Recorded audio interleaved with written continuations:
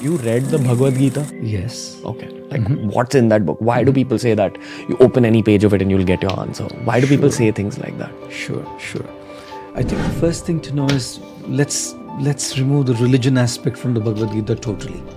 Bhagavad Gita is not a religious book. It is a book which gives you the way to live.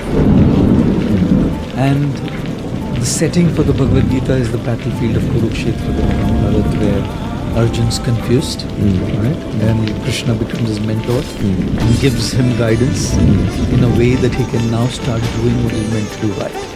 So every young man or lady is going to have confusions. Every young person is going to have those dilemmas, like to do or not to do, to be or not to be. That's exactly how it begins. It begins with confusion, it begins with dilemma, it begins with a lack of meaning. And then Krishna kind of guides Arjun through and empowers Arjun to make his own choices. Krishna only acts as a facilitator and empowers Arjuna to understand that he is way too more powerful than the people he's going to face in the battle. Every young man and lady needs to understand that they are way more powerful than what they are going through at the moment. Their confusions are smaller than them. Their challenges are smaller than them. Their problems are smaller than them.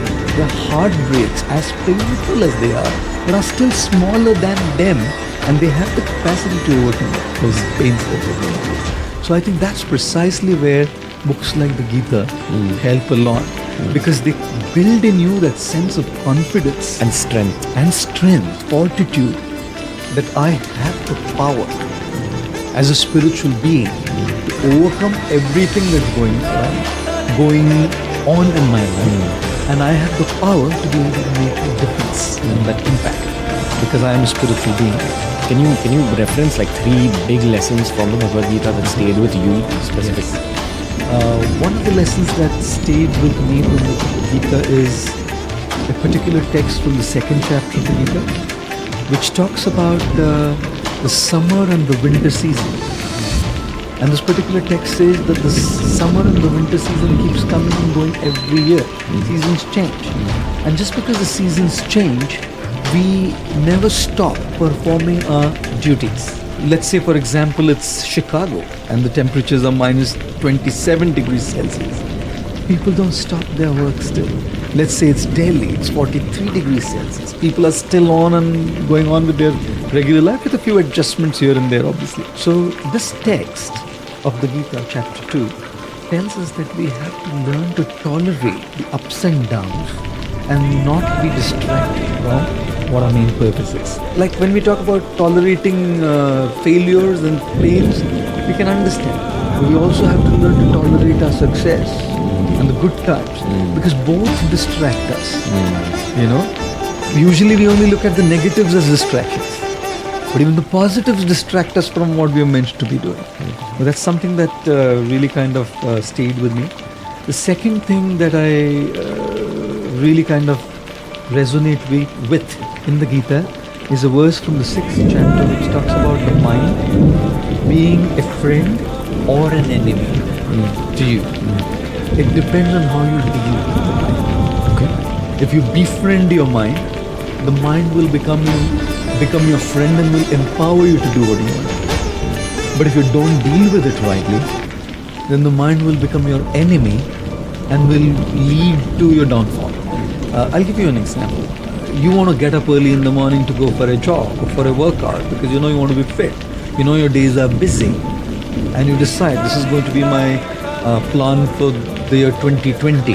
Right? You set up the alarm clock to wake up early, at 5, 6, whatever. And when the alarm goes, what's the mind saying? The first thing, you slept late last night, take it easy. Or maybe this is not the right thing for you to do. The mind is constantly playing games, right? Now, if you have a mind which is constantly giving these kind of reasons, you're not going to wake up.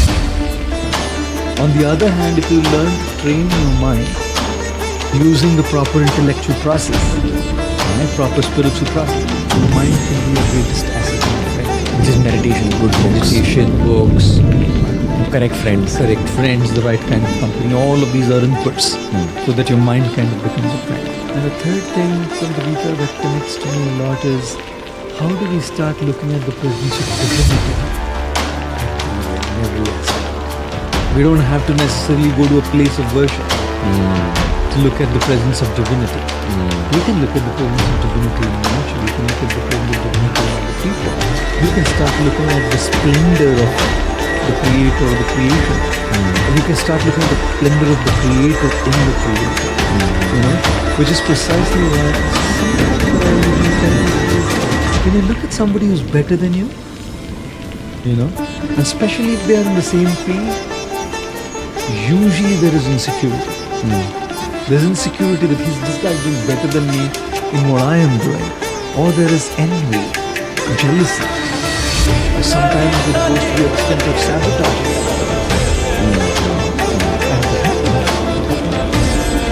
So when you start looking at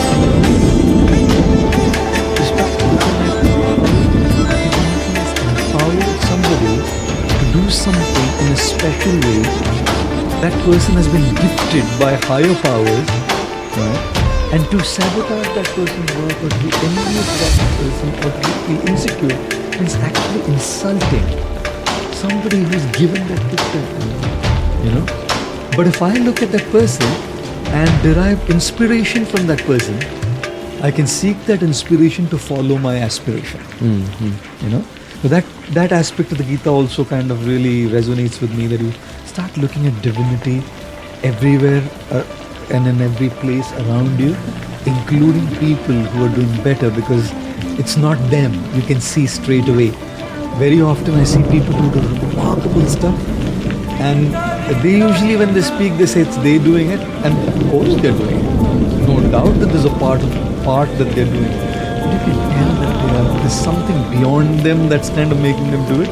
Whether it's acting, speaking, singing, something. There's an element which is not necessarily effort, not their effort. You know? X factor. X factor. And when you start appreciating that X factor as divinity,